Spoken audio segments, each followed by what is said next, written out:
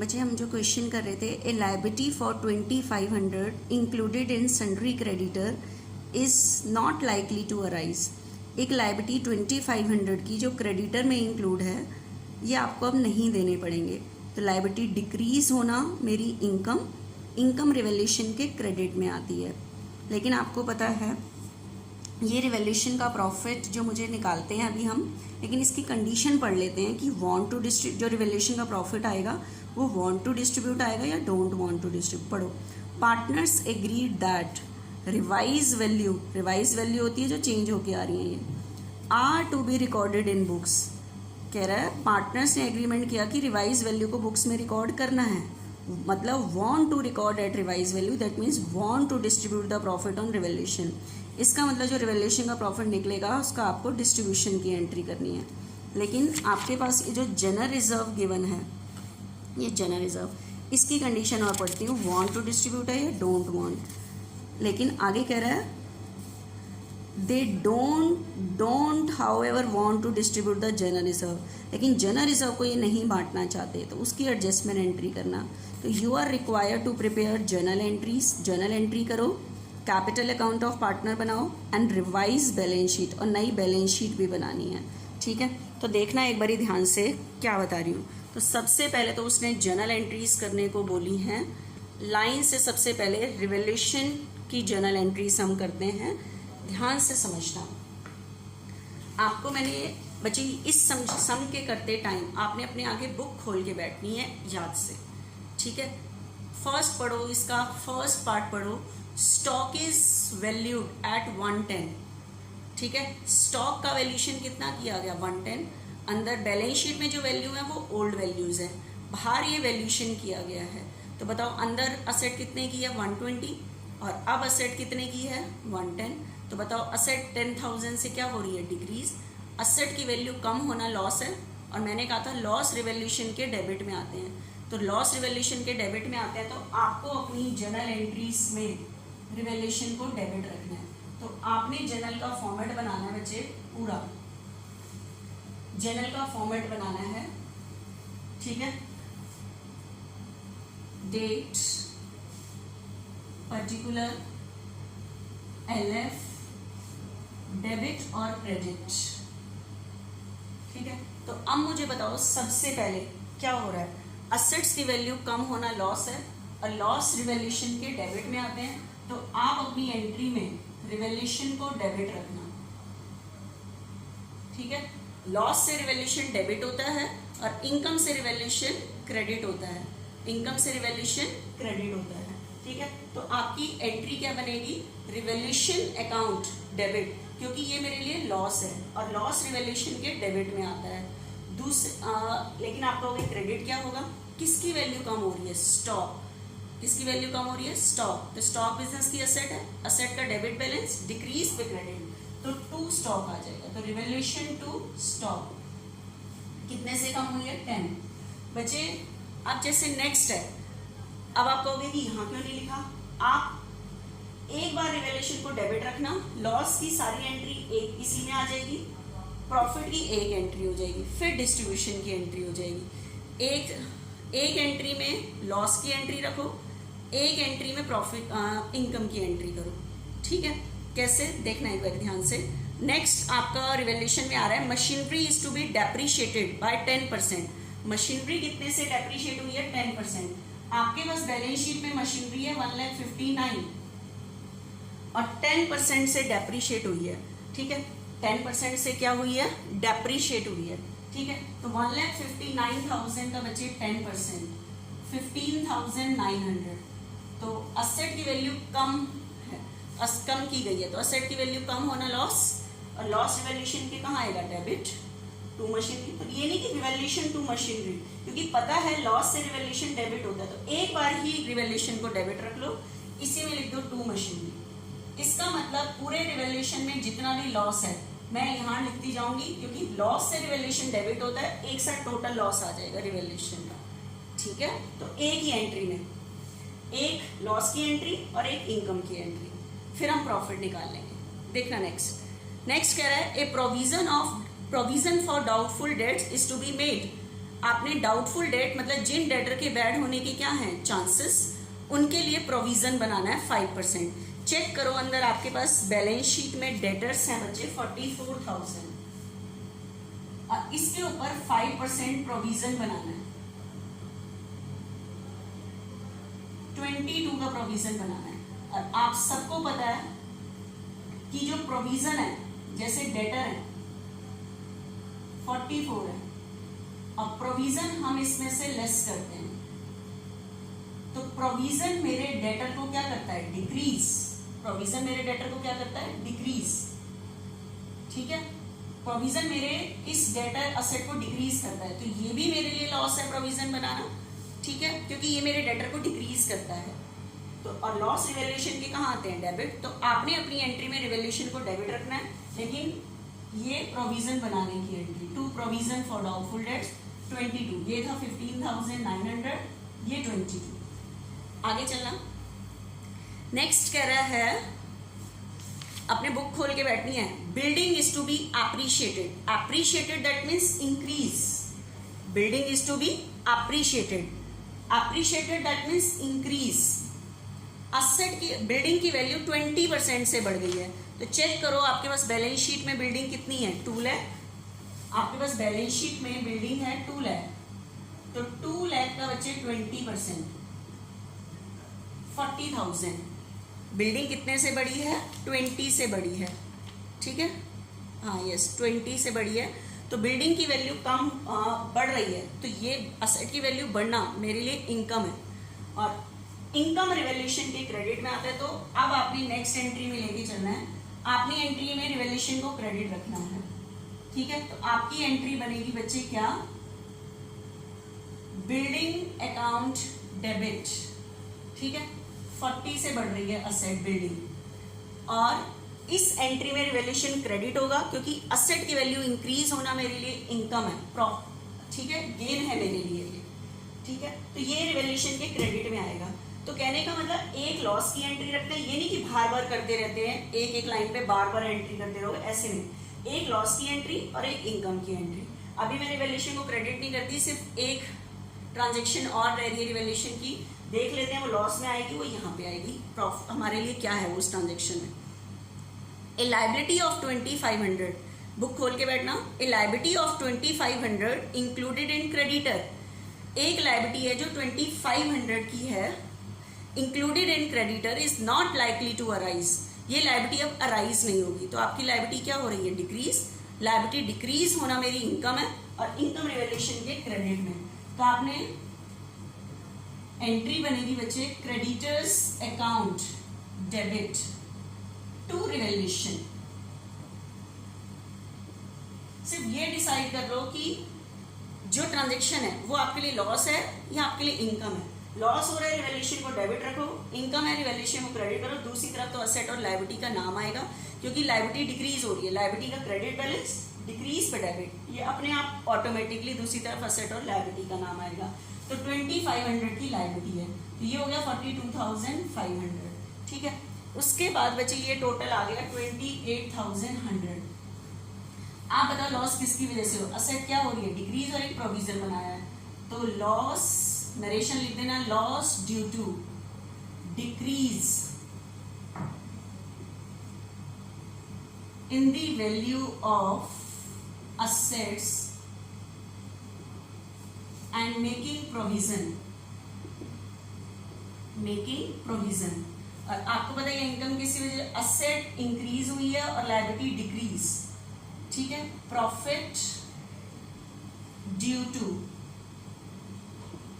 Increase in the value of assets and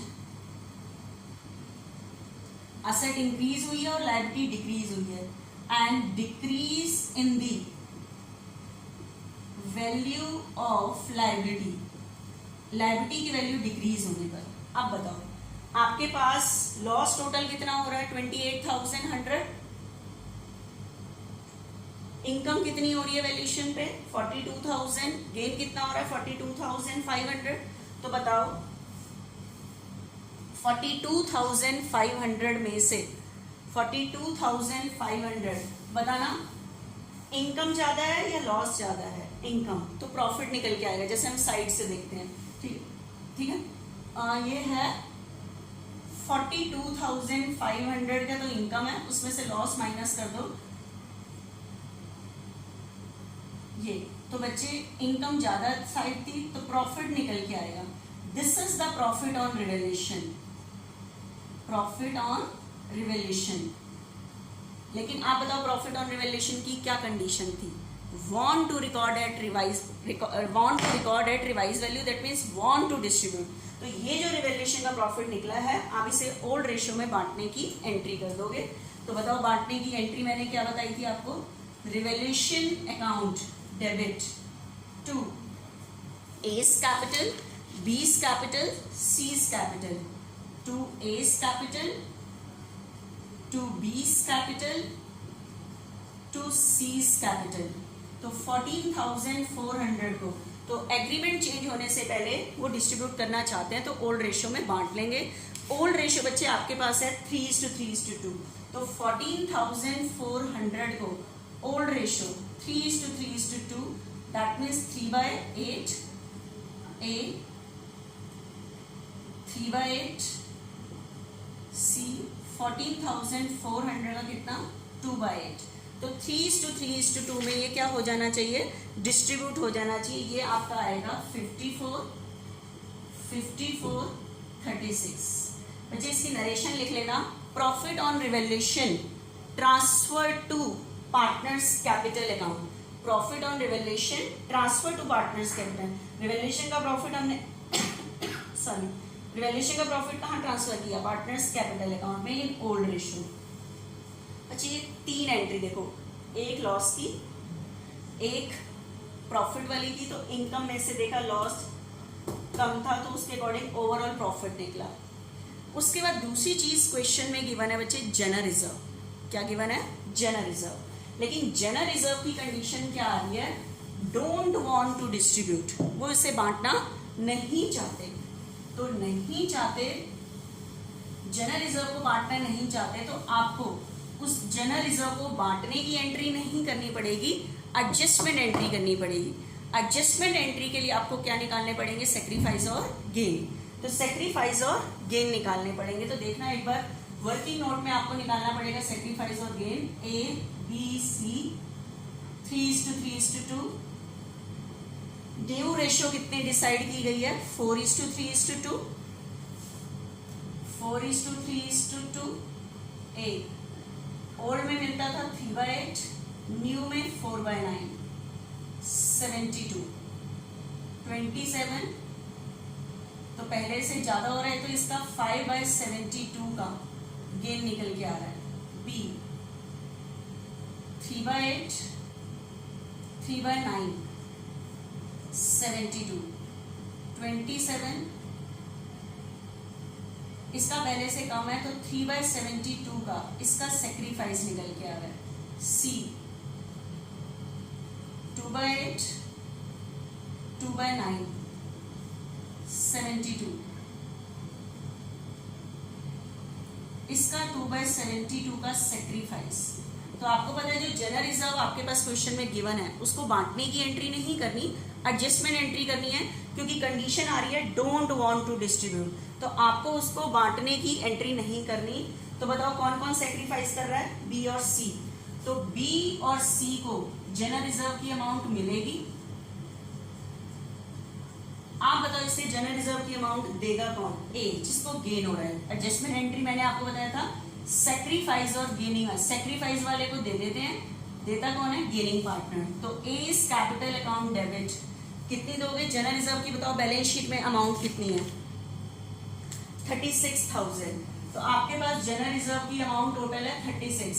इसकी आपको old ratio में बांटने की एंट्री नहीं करनी, एडजस्टमेंट एंट्री करनी है। एडजस्टमेंट एंट्री के लिए आप देखो एक बारी कौन कौन सेक्रीफाइस कर रहा है? बी 3/72 का,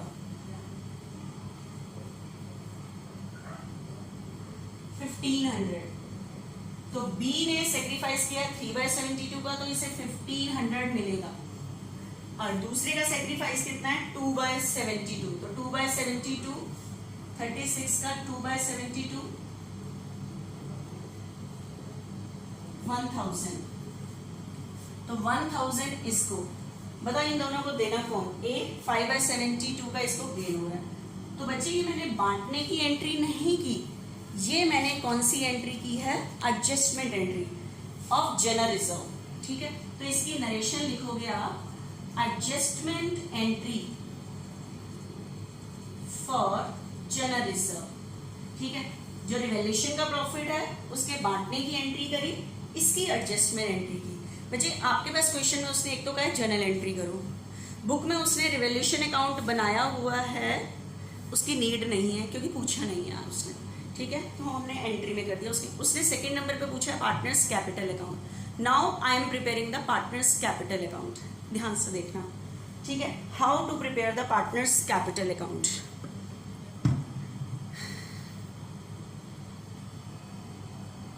इस साइड में जरा सा बना रही हूँ, साइड में देखना पार्टनर्स कैपिटल अकाउंट कैसे बनेगा, ठीक है।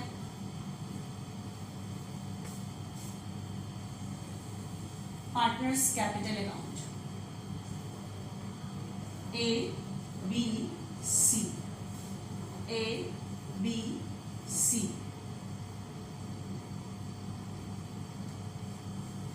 Partners capital account. बच्चे ये जो पार्टनर्स कैपिटल अकाउंट बन रहा है ये एग्रीमेंट चेंज की डिसीजन की डेट पे बन रहा है, जिस डेट पे डिसीजन चेंज करने का ले रहे हैं उस डेट पर बन रहा है। तो किसी अकाउंट में जब हम बनाते हैं सबसे पहले उसका हम बैलेंस लिखते हैं, तो आप इस अकाउंट में सबसे पहले पुराने वाला बैलेंस लिखो कि डिसीजन चेंज की डेट से पहले कितना बैलेंस था। डिसीजन चेंज की डेट पे हमने ये एंट्री की, वो हम इसका अफेक्ट डालेंगे तो कैपिटल अकाउंट बन जाएगा 1 अप्रैल का, ठीक है। लेकिन अब पुराना बैलेंस कहाँ से लाएं, जो आपके पास ओल्ड बैलेंस शीट दी है वहां से कैपिटल का बैलेंस लो। तो बताओ कैपिटल का कौन सा बैलेंस होता है, क्रेडिट। तो ओल्ड बैलेंस शीट में बच्चे कैपिटल का जो बैलेंस गिवन है वो 2,00,150 और 150, तो कैपिटल का क्रेडिट बैलेंस होता है 2,00,150 150। बच्चे ये हमने कैपिटल का बैलेंस लिख दिया। उसके बाद ये तो बच्चे पुराना बैलेंस था कैपिटल का, लेकिन एग्रीमेंट चेंज की डेट पर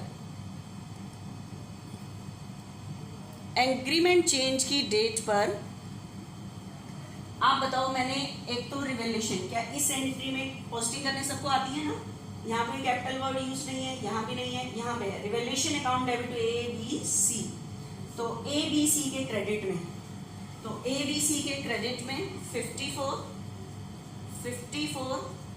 36। बताओ एंट्री का अपोजिट क्या है, बाय रिवैल्यूएशन, ठीक है। तो बाय रिवैल्यूएशन एक तो ये आया, ओल्ड बैलेंस शीट से बैलेंस लिया, डिसीजन चेंज के टाइम हमने ये चीज की है, कैपिटल अकाउंट में ये चीज गई है, प्लस जनरल रिजर्व की एडजस्टमेंट एंट्री। इस एंट्री को ध्यान से करना। आप बताओ, देखो कैपिटल क्रेडिट भी है, कैपिटल डेबिट भी है।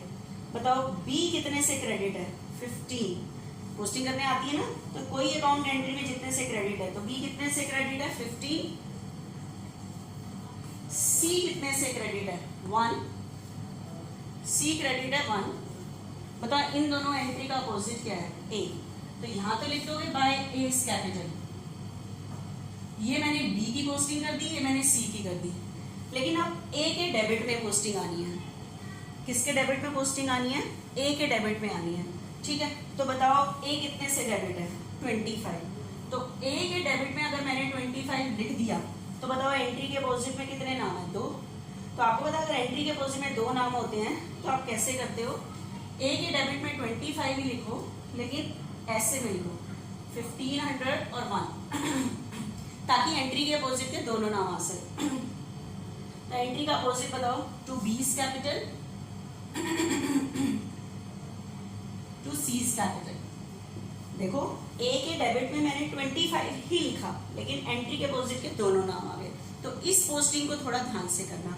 तो अगर रेशियो जब चेंज हुई तो ये एंट्री की गई है, पुराना बैलेंस लिख के वो चीजें डाल दी है, तो कैपिटल में क्या आ जाएगा, चेंज, ठीक है। अब मैंने कैपिटल अकाउंट में बना दिया, सिर्फ इतनी ही चीजें बनानी थी। अब कैपिटल का बैलेंस निकालते हैं बच्चे हम यहाँ पे। देखना ध्यान से, कैपिटल का बैलेंस निकालते हैं। आप कैपिटल का बैलेंस जैसे अभी तक बताया है मैंने बिल्कुल वैसे, इसका टोटल है बच्चे 2,05,400, 2,05,400 और यहाँ का है 1,56,900, इसका इतना है 1,56,900 और तीसरा है 1,54,600। ठीक है, इतना ही टोटल यहाँ लिखो, 2,05,400, 1,56,900 एंड 1,54,600। इसमें से इतना पोर्शन माइनस कर दो तो ये कैपिटल का क्या बच जाएगा, बैलेंस। 2,05,000 में से माइनस करोगे तो ये आएगा 2,02,900, ये 1,56,900 और ये 1,54,600। तो डिसीजन चेंज की डेट पर पुराने बैलेंस में ये चीजें डली, तो अब 1 अप्रैल पे कैपिटल का बैलेंस इतना है। तो न्यू बैलेंस शीट में अब ये कैपिटल का बैलेंस आएगा। ठीक है, न्यू बैलेंस शीट में अब ये वाला कैपिटल का बैलेंस ये वाला यूज होगा आपका। ठीक है बच्चे, उसके बाद बच्चे उसने क्वेश्चन में कहा है बैलेंस शीट प्रिपेयर करो। क्या प्रिपेयर करो, बैलेंस शीट। तो देखना how to prepare the balance sheet, balance sheet कैसे प्रिपेयर होती है वो चीज देखना।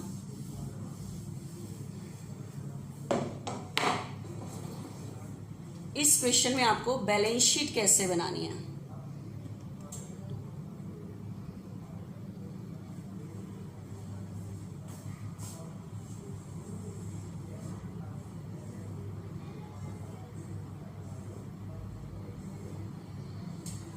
और ये जो बैलेंस शीट बन रही है, बैलेंस शीट एज एट 1 अप्रैल, जिस दिन डिसीजन चेंज का डिसीजन लिया गया है उस दिन की है, 1 अप्रैल 2019 की।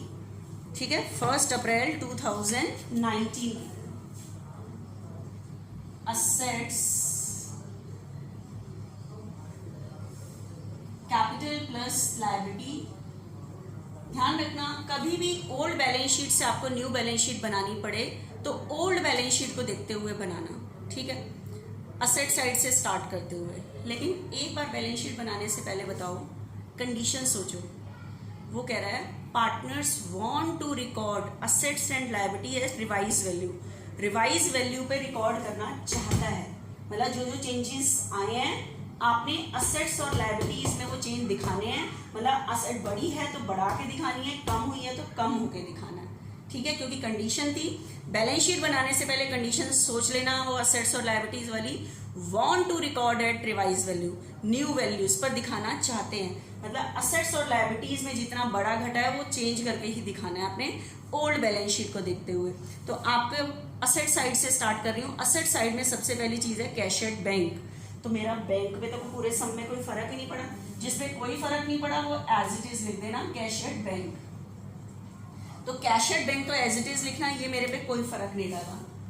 उसके बाद सॉरी, दूसरी चीज है बच्चे डेटर्स। डेटर्स मेरे पास 44 थे, लेकिन जिस दिन चेंज का डिसीजन लिया गया उस दिन प्रोविजन बनाया गया 22 का, 41,800। उसके बाद बचे स्टॉक है। आप बताओ, स्टॉक मेरे पास 120 का था, कितने से डिक्रीज हुआ था, 10 से, तो कितना बचा हुआ होगा, 110। बड़ा है तो बढ़ा के लिख दो, कम हुआ है कम करके लिखो। This is the revise value, और रिवाइज वैल्यू पे रिकॉर्ड करना चाहते हैं इसलिए मैं चेंजेस रिकॉर्ड कर रही हूँ। उसके बाद है बच्चे मशीनरी। मशीनरी बताओ, आपके पास क्वेश्चन में पहले थी बच्चे 1,59,000, 10% 15,900 से रिड्यूस हुई थी, तो आपके पास ये बची हुई होगी 1,43,100। ठीक है, उसके बाद तीसरी नेक्स्ट चीज है बिल्डिंग। बच्चे पुरानी बैलेंस शीट से मैं पुरानी बैलेंस शीट को देख रही हूँ, उसमें जितना इंक्रीज हुआ है जितना डिक्रीज हुआ है उस चेंज करते मैं लिखती जा रही हूँ कि कितना इंक्रीज हुआ है और कितना डिक्रीज हुआ है। ठीक है, तो बिल्डिंग आपके पास ओल्ड बैलेंस शीट में चेक करो 2 लाख थी और कितने से इंक्रीज हुई थी 40, तो अब इसकी वैल्यू है 240। अब आ जाओ बैलेंस शीट के लायबिलिटी साइड पे। ओल्ड बैलेंस शीट में देखना क्रेडिटर्स गिवन है, क्रेडिटर्स आपके पास गिवन है 24,000, ठीक है, आपके पास गिवन है 24,000 और रिवैल्यूएशन करते टाइम पता लगा था 2,500 नहीं देने पड़ेंगे, तो कितनी रह गई मेरे क्रेडिटर्स 21,500। तो असेट्स और लायबिलिटीज को मैंने रिवाइज वैल्यू पे दिखा दिया। उसके बाद नेक्स्ट चीज ओल्ड बैलेंस शीट में गिवन है जनरल रिजर्व। अब मुझे बताओ जनरल रिजर्व की भी कंडीशन सोचनी है, कौन सी कंडीशन थी? अगर आती वांट टू डिस्ट्रीब्यूट तो आप एंट्री करते जनरल रिजर्व का क्रेडिट बैलेंस था, आप डिक्रीज पे डेबिट करते और बढ़ जाता, तो जनरल रिजर्व का बैलेंस खत्म हो जाता, तो वो नई बैलेंस शीट में आता ही नहीं क्योंकि वो बढ़ गया। लेकिन जनरल रिजर्व की हमने कौन सी कंडीशन की है? डोंट वांट टू डिस्ट्रीब्यूट, बांटा ही नहीं है। उसकी जगह देखो मैंने कौन सी एंट्री की है, एडजस्टमेंट। क्या मैंने जनरल रिजर्व को कहीं क्रेडिट डेबिट किया? तो जनरल रिजर्व तो क्या नहीं हुआ, डिस्ट्रीब्यूट नहीं हुआ। तो डिस्ट्रीब्यूट नहीं हुआ तो एज इट इज अभी तक पड़ा हुआ है मेरे पास, तो general reserve as it is आएगा। क्योंकि अगर ये डिस्ट्रीब्यूट होता तो मेरे पास बैलेंस शीट में क्रेडिट बैलेंस है, यहाँ खत्म होने के लिए डेबिट होता और बढ़ जाता, तो क्रेडिट था, खत्म होने के लिए डेबिट होता, बैलेंस खत्म, बैलेंस खत्म तो न्यू बैलेंस शीट में नहीं आता ओल्ड बैलेंस शीट से। लेकिन इस टाइम आएगा क्योंकि मैंने वो बांटा ही नहीं है। देखो मैंने एंट्री में जनरल रिजर्व टच ही नहीं किया और ना मैंने उसको डेबिट ही नहीं किया, तो जब मैंने डिस्ट्रीब्यूट ही नहीं किया मेरे पास एज इट इज पड़ा हुआ है, तो एज इट इज दिखाएंगे अब न्यू बैलेंस शीट में 36। उसके बाद लास्ट में ओल्ड बैलेंस शीट में दिए हुए हैं कैपिटल के बैलेंस, लेकिन कैपिटल के वो ओल्ड नहीं लिखोगे। आपकी ये जो आपने अभी ये जो कैपिटल अकाउंट बनाया है, कैपिटल अकाउंट जो बनाया है, कैपिटल अकाउंट से ये जो बैलेंस निकले हैं, क्योंकि आपके पास जो बैलेंस शीट है वो 31 मार्च की है, मैंने 1 अप्रैल को ये एंट्री की है, कुछ चीजें डाली हैं, तो मेरे पास ये कैपिटल का 1 अप्रैल का ये बैलेंस है, तो ये वाली चीजें लिखनी है, तो ये वाला बैलेंस निकला है कैपिटल का 2,02,900, 1,56,900, 1,54,600। जो कैपिटल अकाउंट से बैलेंस आए हैं वो लिखने हैं अब आपने न्यू बैलेंस शीट में। ठीक है, तो न्यू बैलेंस शीट में आप वो वाले बैलेंस लिखोगे। ठीक है, तो आपके पास न्यू बैलेंस शीट में जो बैलेंस आ रहा है वो आ रहा है 2,02,900, ए का 2,02,900 आ रहा है, और फिर बी का आ रहा है 1,56,900। ठीक है, सी का आ रहा है 1,54,600। तो ये आपके तीनों के बचे हुए क्या निकल के आ रहे हैं बैलेंस 2,02,900, 1,56,900 एंड 1,54,600। ठीक है, तो ये हो गया बच्चे 5,14,400, 5,14,400। ठीक है, उसके बाद आप इस बैलेंस शीट को क्लोज कर देना और बैलेंस शीट के दोनों साइड का टोटल क्या कर जाएगा, मैच कर जाएगा। ठीक है, तो आपके अभी इसके मेरे 3 सम और रह रहे हैं, वो नेक्स्ट लेक्चर में आपके पास भेजूंगी। ठीक है।